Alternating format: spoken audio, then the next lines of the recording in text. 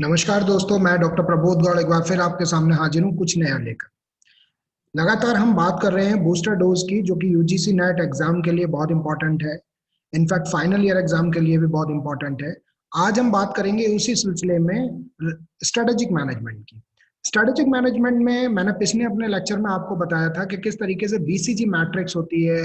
ये BCG matrix में किस तरीके से हम प्रोडक्ट को पहचानते हैं, star, cow, question mark and dog, और किस तरीके से उसका मार्केट को पेनिट्रेट करने में या मार्केट को बूम करने में यूज करते हैं। आज हम उसी तरीके से अपना लेक्चर को आगे बढ़ाते हुए आपको बताएंगे एनसॉफ मैट्रिक्स की। एनसॉफ मैट्रिक्स बीसीजी मैट्रिक्स के साथ बहुत पूछी जाती है। तो आइए बातें करते हैं एनसॉफ मैट्रिक्स की, लेकिन उससे पहले मैं आपको रिक्वेस्ट करूंगा कि अगर आपने मेरा चैनल अभी तक सब्सक्राइब नहीं किया तो प्लीज इस चैनल को सब्सक्राइब करें। साथ ही बेल आइकन बटन दबाना ना भूलें ताकि समय से नोटिफिकेशन आपके पास पहुंचता रहे। एनसॉफ मैट्रिक्स के अगर मैं हिस्ट्री की बात करूं तो Ansoff matrix was developed by H Igor Ansoff. H Igor Ansoff the और इन्होंने हार्वर्ड बिजनेस रिव्यू में 1957 में सबसे पहले एनसॉफ मैट्रिक्स का जिक्र किया था। और एक आर्टिकल था इनका, स्ट्रेटजीज फॉर डाइवर्सिफिकेशन, और इसी टॉपिक के नाम से ही एनसॉफ मैट्रिक्स को जाना जाता है कि क्या डाइवर्सिफिकेशन की प्रोडक्ट की मार्केट को डाइवर्सिफाई करने के लिए स्ट्रेटजीज हो सकती है।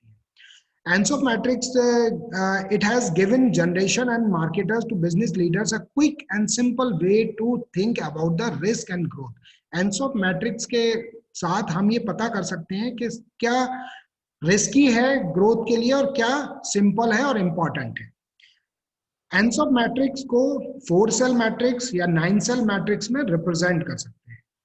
जैसे यहाँ पर दिखाया हुआ है कि ये 4 सेल मैट्रिक्स है कि मार्केट डेवलपमेंट एक सेल है, डाइवर्सिफिकेशन एक सेल है, मार्केट पेनिट्रेशन एक सेल है और प्रोडक्ट डेवलपमेंट दूसरा सेल है। ये 4 सेल मैट्रिक्स कहलाता है। इसमें आपने वाई एक्सिस पे मार्केट को ले रखा है और एक्स एक्सिस पर प्रोडक्ट एंड सर्विसेज को ले रखा है।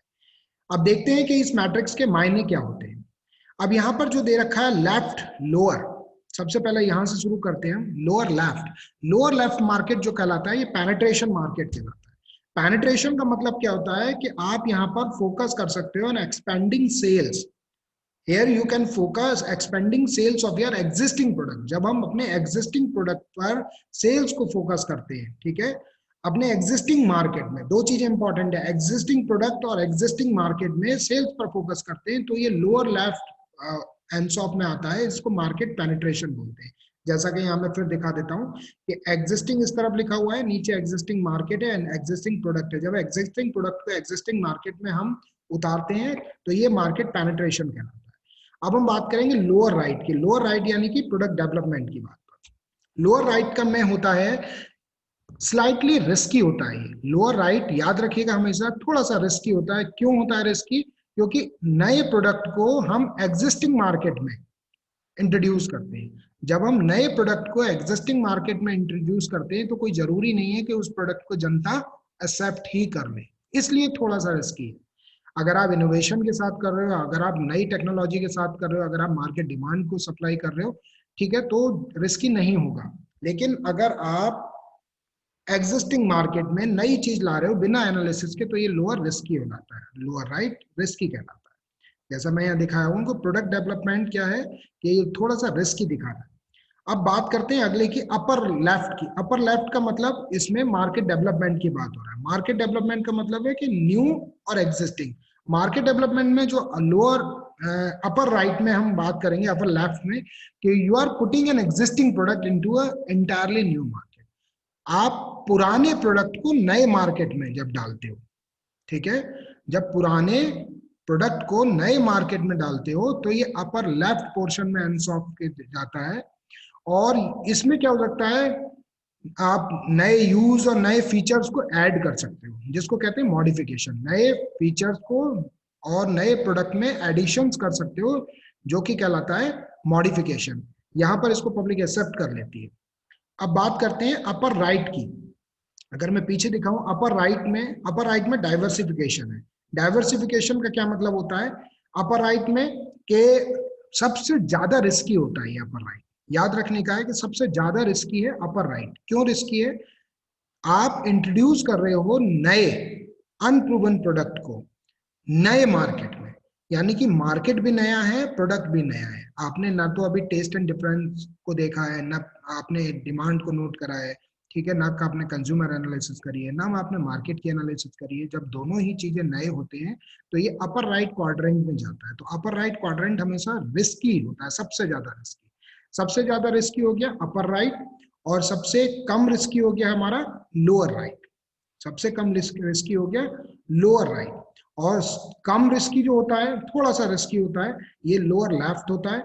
ठीक है, तो ये क्वेश्चन यहाँ पर आपसे पूछा जा सकता है कि लोअर लेफ्ट और लोअर राइट, या अपर लेफ्ट या अपर राइट में किस तरीके से आंसर आपको प्लॉट करते हैं।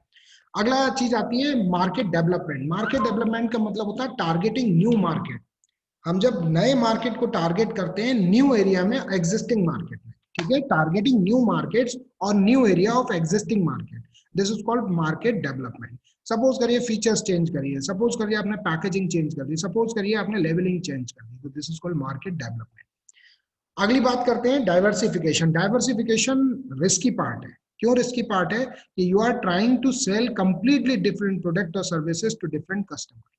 कि हम जिन कस्टमर्स को जानते भी नहीं है, उन कस्टमर्स को हमने सही से स्टडी भी नहीं करा, उनको एक अलग तरीके का प्रोडक्ट हम पेश करते हैं, तो वो हो सकता है कि मेरे प्रोडक्ट को एक्सेप्ट करें, हो सकता है रिजेक्ट कर दें, इसलिए ये रिस्क की क्वेश्चन कहलाता है। एक बार मैं आपको 9 सेल मैट्रिक्स भी दिखा देता हूँ। 9 सेल्स में कुछ नहीं होता है, बस पेनिट्रेशन, जो मार्केट का डाइवर्सिफिकेशन से उसको 3 हिस्सों में डिवाइड कर दिया जाता है। पार्शली डाइवर्सिफाई करते हैं हम, लिमिटेड डाइवर्सिफाई करते हैं, या हम टोटल डाइवर्सिफाई करते हैं। ऐसे ही आप मार्केट को एक्सपेंड जब करते हैं तो पार्शियली एक्सपेंड करते हैं या फुल्ली एक्सपेंड करते हैं।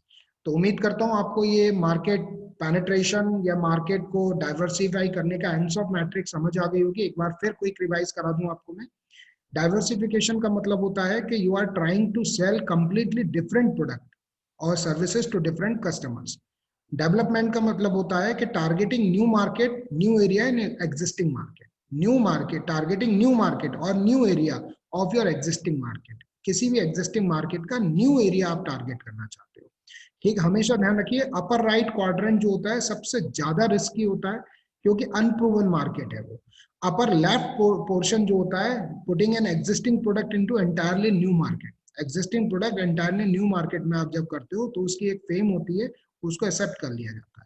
लोअर राइट मार्केट जो होता है ये थोड़ा सा रिस्की होता है। क्यों रिस्की होता है? कि आप नए प्रोडक्ट को एग्जिस्टिंग मार्केट में उतार रहे हो तो एट्रीब्यूट्स चेंज होते हैं, इसलिए लोग एक्सेप्ट कर लेते हैं, हल्का सा रिस्की होता है। लोअर लेफ्ट जो क्वाड्रेंट होता है इसका focus on expanding sales, sales को एक्सपेंड करने की बात करते हैं यहाँ पर। ठीक, और ये जो दिया था ये एंसॉफ मैट्रिक्स नाम से था, 1957 में दिया गया था।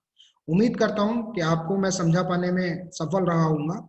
ये बहुत इंपॉर्टेंट टॉपिक है एग्जाम के पॉइंट ऑफ व्यू से और कॉम्पिटिटिव पॉइंट ऑफ व्यू से। तो एक बार आप इसको थॉरली रिवाइज कर लीजिए, नोट्स बनाइएगा, साथ ही आपके जो क्वेरीज हों आप मुझे कमेंट बॉक्स में डाल सकते हैं। और कोशिश करिएगा कि इसमें इससे रिलेटेड कॉन्सेप्ट के आप मल्टीपल चॉइस क्वेश्चंस हाथों हाथ लगा लें। फिर भी कोई दिक्कत होती है आप कमेंट बॉक्स में डाल सकते हैं, मैं आपके लिए अवेलेबल हूँ। नमस्कार, आपका दिन शुभ हो। लेकिन जाने से पहले आप मेरे चैनल को सब्सक्राइब करना ना भूलें, और कमेंट बॉक्स में अपने कमेंट डाल दीजिए, साथ ही बेल आइकन दबाना ना भूलें ताकि आपको समय से नोटिफिकेशन पहुंचता रहे। आपका दिन शुभ हो।